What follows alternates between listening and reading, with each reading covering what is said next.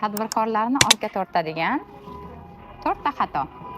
Birinchi xato, bu eng katta xatolardan biri, ayniqsa o'zbek mentalitetiga xos bo'lgan xatolardan biri bu mikromenejment. Ya'ni rahbarlarning korxonaning bugungi, ertangi rejalari va strategiyasi ustida ishlash emas, balki kundalik proseslarga, jarayonlarga aralashib qolishi, xodimlarni haddan tashqari nazoratga olib, har bir mayda-chuyda harakatlarni tekshirib yurishi bu rahbar odamning fokusini kattaroq biznesni masshtablashtirish, biznesni o'stirish, sotuvni o'stirish kabi katta maqsadlardan chetga tortib qoladi.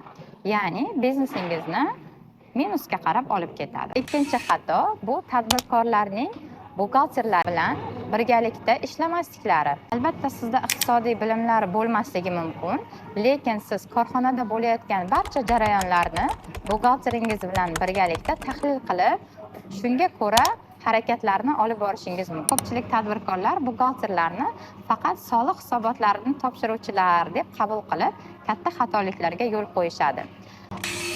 Uchinchisi bu o'z qo'l ostingizdagilarni saviyasini va malakasini oshirish uchun siz qayg'urishingiz kerak.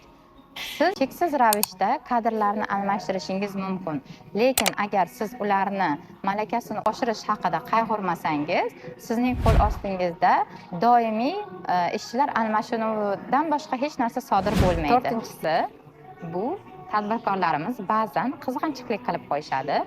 Ya'ni korxonani bugungi zamon sharoitlaridan kelib chiqib, korxonada o'zgarishlar qilib turish kerak.